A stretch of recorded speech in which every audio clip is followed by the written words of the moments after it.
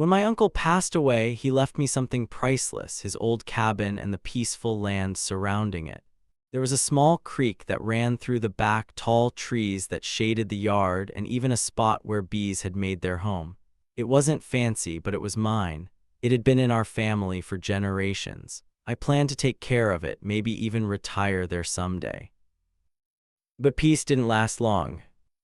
The trouble started when Karen Davis moved in next door. From the first moment we met, I could tell she wasn't the friendly type. She asked strange questions like, "How much land do you really own?" And "Are you sure that creek is part of your property?" At first, I thought she was just being nosy. But then one morning, I noticed orange flags lining part of my yard. I followed them and realized Karen had put them there, right up against the creek. A few days later, a crew showed up and started putting in fence posts. Not on her land, on mine. I walked over calmly and said, "Hey, I think there's a mistake. This fence is crossing into my property." Karen didn't even blink. "No mistake," she said. "This is HOA land now." I was stunned. "This land has been in my family since 1957. I have the deed and a full survey." She just smirked, "Then call someone, see what they say." So I did. I contacted Deputy Rogers, the local sheriff's deputy who had seen his fair share of land disputes. When he arrived, I handed him the papers and pointed out the clear boundary markers. He looked it all over, nodded, and told Karen, "You're crossing the line, literally." Karen's face turned bright red. "I want your badge number." Rogers just tipped his hat and said, "Have a nice day, ma'am." I thought that would be the end of it, that maybe, just maybe, she'd back off and realize she couldn't bully me off my own land. But I underestimated Karen. Later that week, she filed a complaint with the HOA saying I was endangering the community by leaving sharp tools outside. It was nonsense. I had a shovel leaning against the wall by the garden. Then came the letters, the warnings taped to my door, the sneaky looks from her across the yard. I had no idea yet just how far she was willing to go. But I was about to find out. 2 weeks later, things got worse. I came home one evening after work and instantly knew something was wrong. My wooden fence had been cut not once but in 3 different spots. The boards lay broken on the ground like someone had taken an axe to them. The mud near the creek had deep tire tracks like someone had driven through on purpose. Then I saw something that made my stomach turn. One of my beehives had been knocked over. The frames were scattered, the honey dripping out onto the grass like syrup. The bees were confused and angry, buzzing in circles. I walked closer and saw footprints, boot prints leading back toward Karen's side of the property. Before I could react, I heard a loud yelp from behind me. It was Pixel, my dog. He was limping, holding up one paw. I rushed over and found a wooden board with long nails sticking out of it right by the broken fence. It was a homemade nail trap. Pixel had stepped on it. I wrapped his paw in a towel and rushed him to the vet. Luckily, the wound wasn't too deep, but the vet said to watch for infection and gave me antibiotics. That was it. I was done playing defense. The next day, I ordered 4 motion sensor security cameras. These weren't your cheap doorbell kinds. They were the kind that could send alerts every 10 seconds, day or night. I set them up around the creek, near the beehives, and on the fence line. I also hired a licensed surveyor named Nora Beltran. Nora was sharp, tough, and didn't take nonsense from anyone.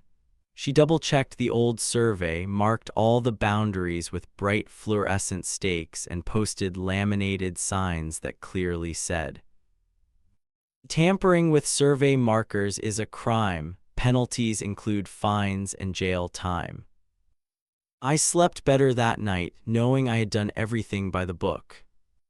But at 1:13 a.m. my phone buzzed. The cameras had picked up motion. I tapped into the live feed and saw two figures in hoodies moving near the creek. They were pulling up Nora's survey stakes and tossing them into the water. One of them had a pair of bolt cutters. The moonlight caught his face just long enough to see it clearly. It was Chandler, a local guy known for causing trouble. I didn't even need facial recognition. I'd seen him before, always hanging around Corinne's place. The second figure, she had short platinum blonde hair. Even with her hoodie on, I recognized her instantly. Corinne. I called Deputy Rogers immediately. By sunrise, he had a warrant. He and two deputies knocked on Chandler's door just after 6:00 a.m. Chandler opened it in pajama pants and tried to act confused. "I've been asleep all night," he said. Rogers didn't even argue. He just held up a still shot from my camera. Chandler, caught mid-grimace, holding bolt cutters with my fence right behind him. Chandler's jaw dropped. He went quiet. Then they searched Corinne's garage. Inside, they found the stolen survey stakes, Nora's laminated signs, and a half-empty can of green spray paint, the exact color someone had used to deface my no trespassing signs last week. Corinne claimed Chandler had left the stuff there without her knowledge. But Rogers wasn't buying it. Both of them were arrested and taken to county jail. Corinne posted bond by lunchtime. Chandler didn't. It turns out he was already on probation for a check fraud scheme from a few years back. That meant no bond until the court reviewed everything. I thought the worst was over. But in truth, the story was just getting started. While Chandler sat in jail, things took a wild turn. My lawyer, Elliot, wasn't just good, he was thorough. He wanted to make sure Corinne and Chandler didn't try to twist their way out of this. So he filed a subpoena for the HOA's financial records just to see if anything unusual had happened before the fence drama started. What he found changed everything. There was a cashier's check for $3,500 used to buy the metal gate Corinne had installed right across the entrance to my land. The name on the check: Chandler. The funds had been taken from the HOA's reserve account, the money that was supposed to be used for things like road repairs and community lights, but nobody on the board remembered approving any of it. Elliot dug deeper. He found several more checks. Some were for grounds improvements, others for community cleanup, but none of those projects had ever happened. In total, Chandler had pulled nearly $46,900 from the HOA account over the past year. It was a fraud scheme hiding in plain sight. The HOA board was shocked. These were regular folks, retired teachers, a mechanic, a part-time baker. They had trusted Chandler to handle the books because he had accounting experience. Turns out that experience came from faking budgets and making things look official without ever asking permission. They voted unanimously to press charges. The sheriff handed the case over to Detective Miriam Page, a quiet but sharp investigator who specialized in white-collar crimes. She got a warrant and seized Chandler's computer. That's when things really exploded. On the hard drive, Detective Page found folders full of fake receipts, bogus invoices, even fake meeting minutes. He'd made it all look real. He even had a Microsoft Word template for green HOA-approved stamps that he printed onto documents to fool the board. But it got even worse. Some of the stolen money, about $7,000, had been transferred directly into a private account under the name Karen Davis. The reason, it was marked as a consulting fee. Elliot nearly fell out of his chair when he read that. Karen had been paid, illegally using HOA money, for her role in installing the illegal gate and helping Chandler cover it all up. Karen lawyered up fast. She hired a man named James Hall, a tall, sharp-dressed attorney who charged $600 an hour and refused to speak to anyone unless it was in a courtroom. Karen stopped showing up at HOA meetings. She canceled her mail delivery. She knew the walls were closing in. But Chandler, he was starting to panic. He was still in jail with no bond, and now he was looking at serious time, felony charges for theft, fraud, and violation of probation. Elliot figured Chandler was scared enough to flip. And he did. In a recorded statement to Detective Page, Chandler confessed. He explained that Karen had come up with the plan. She promised him a slice of my land once the HOA annexed it. All he had to do was help file phony paperwork, install the gate, and handle the accounting without raising suspicion. She even helped him create fake community votes by forging signatures of board members who had no idea what was going on. Karen thought she had covered all the angles. She didn't count on two things. 1, cameras don't lie. 2, Chandler wasn't going down alone. Now the DA had a full case. Paper trails, video evidence, witness statements, and a full confession from Chandler. A grand jury indicted both Karen and Chandler on multiple charges: felony conspiracy to commit fraud, theft of HOA funds, criminal mischief, trespassing, and more. Karen's world was falling apart. And for the first time in months, I felt like justice wasn't just a dream, it was finally on its way. But the fight wasn't over yet. The court date was set, the courtroom was packed, and what came next would shock everyone, even me. The courtroom was full. People from the neighborhood, the new HOA board, even Deputy Rogers showed up. Everyone wanted to see how it would all end. Karen sat stiffly at the defendant's table, lips tight, hair pulled back like she was in charge of something. Chandler looked smaller than I remembered. His orange jumpsuit didn't help. The judge called the case. The charges were read out loud. Conspiracy to commit fraud, theft of HOA funds, trespassing, destruction of property, probation violation for Chandler. Chandler's lawyer asked the court to hear a plea deal. He had agreed to testify against Karen in exchange for a shorter sentence. And testify he did.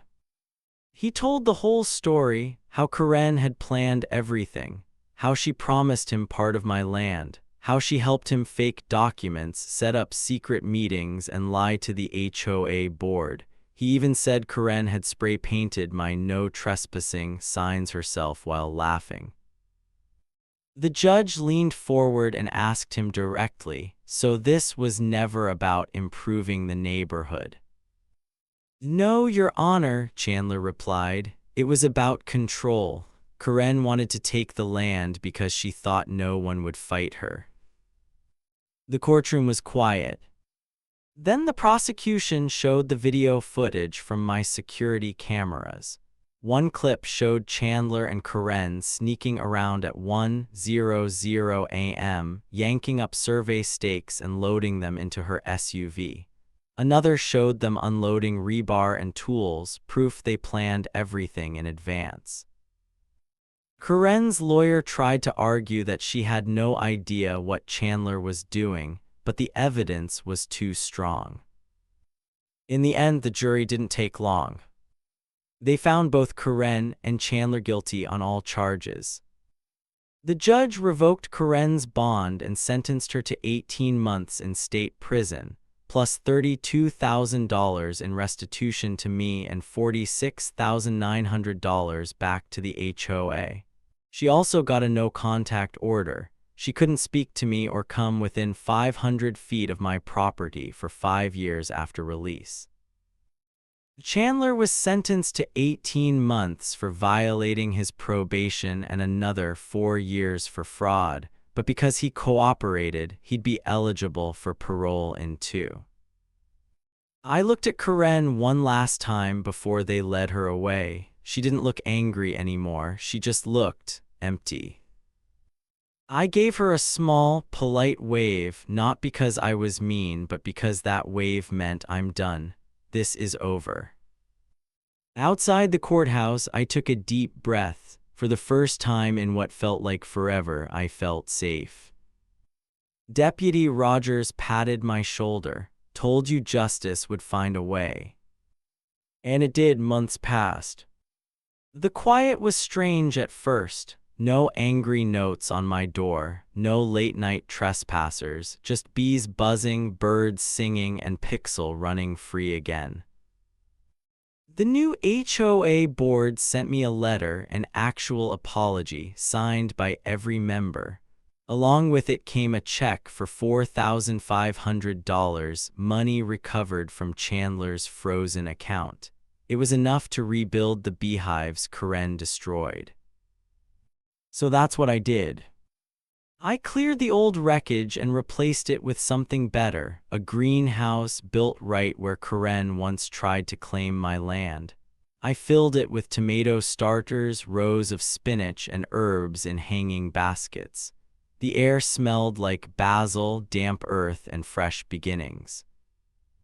Pixel loved it. He'd curl up outside while I worked, tail wagging, eyes half closed in the sunshine. The bees thrived too. With the new hives, they had even more room to roam. And this time, I added a sign. Welcome home. But then, just as I was settling into peace, a new letter arrived. It was from someone named Elaine Castor, claiming to be Karen's heir. She said Karen had granted her a private right-of way across my land before she passed. I knew it was a lie. A forged deed meant to start trouble all over again. I handed the letter to Elliot, my lawyer. He didn't even blink. Let's handle this quickly. Within days, he filed a motion and submitted survey records and footage proving the deed was fake. Elaine backed down before the court date. One last attempted land grab shut down before it could even begin. And then something unexpected. A letter from Chandler. He'd earned a paralegal certificate in prison and wrote to apologize. He enclosed a hand-drawn sketch of my land, suggesting where I could plant apple trees and native sunflowers. He even said, "I hope someday something good grows there." I stared at the drawing for a long time. I didn't know what to think, but I wrote back short and simple. No promises, I told him, but the sunflowers already grew taller than ever.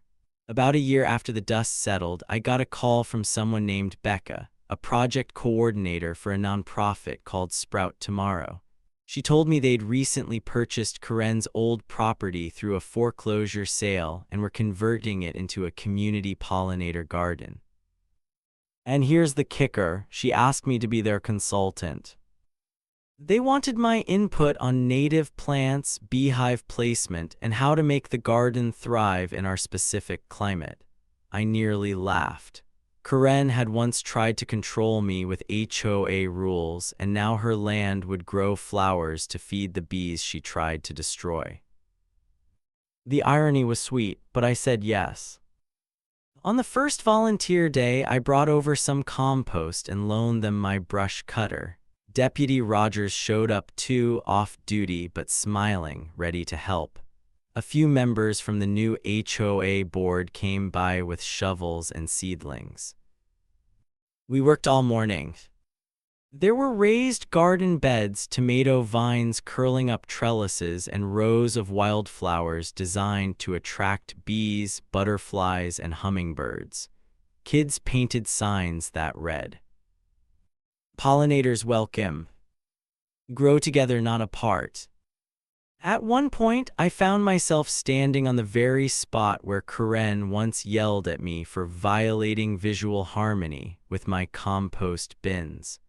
Now that space was home to a sunflower patch taller than most adults, waving in the breeze like golden flags of victory. Becca turned to me and asked, "How does it feel to see it all change?" I smiled like a weight finally lifted. There was no shouting, no petty rules, just dirt under our nails and laughter in the air. And then another surprise.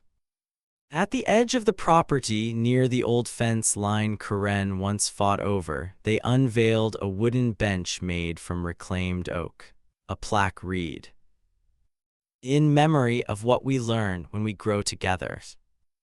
I sat there for a while, watching bees float from flower to flower. Pixel sat at my feet, tail thumping in the grass. For the first time in a long while, I felt peace, real peace. And somehow this time it was mine to keep. By the time October rolled in, the community garden on Karen's former property was bursting with color and life. Sprout Tomorrow hosted a harvest dinner open to all the neighbors. Long picnic tables were set under strings of warm lights, surrounded by rows of produce we'd all helped grow. I showed up with a jar of honey from my new hives and a basket of garlic. Pixel trotted alongside me, tail high, ears perked. The meal was unlike anything I'd expected. We had roasted butternut squash with sage, garlic honey glazed carrots, heirloom tomato bruschetta, and cornbread made with local grains. Everything had come from the garden, from the very soil Karen had tried to steal from me.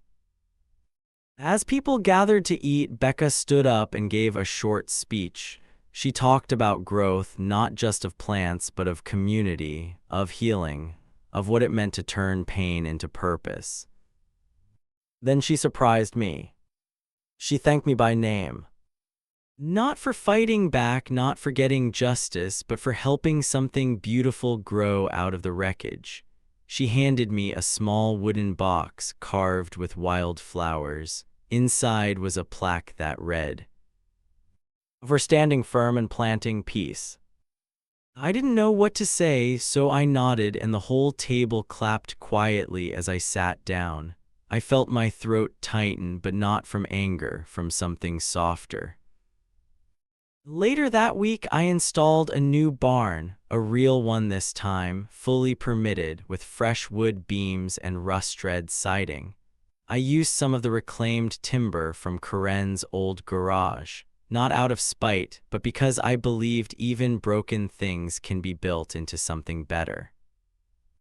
The barn sits near the creek now, where the bees hum and wild mint grows along the bank. It's a space for storage, for canning in the fall, for workshops in the spring. It stands for everything that came before and everything I've built since. Pixel still loves to chase the wind across the open field. The sunflowers are taller than ever, and the land is finally quiet, not from fear, but from peace. This chapter is closed. But the gardens, the bees, the community, they're just getting started. As the seasons changed, I stood at the edge of my land, watching the first light of morning warm the earth. It was quiet now. No more legal battles, no more constant threats or chaos, just the hum of life, real life moving forward. Karen's house was gone. Her legacy, for all the damage it caused, had been transformed into something better, something healing. The garden thrived, its rows of vegetables and flowers a testament to what happens when you rebuild instead of destroy. I'd finally found peace. The barn was finished, standing proudly near the creek, its sturdy frame a reminder of what could rise from the ashes.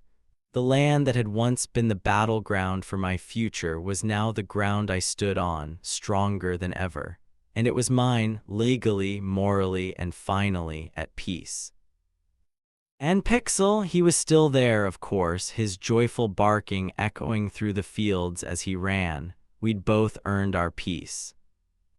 Sometimes I think back to the fight, the way it all unfolded, the stress of it all. But I know one thing for sure, it changed me.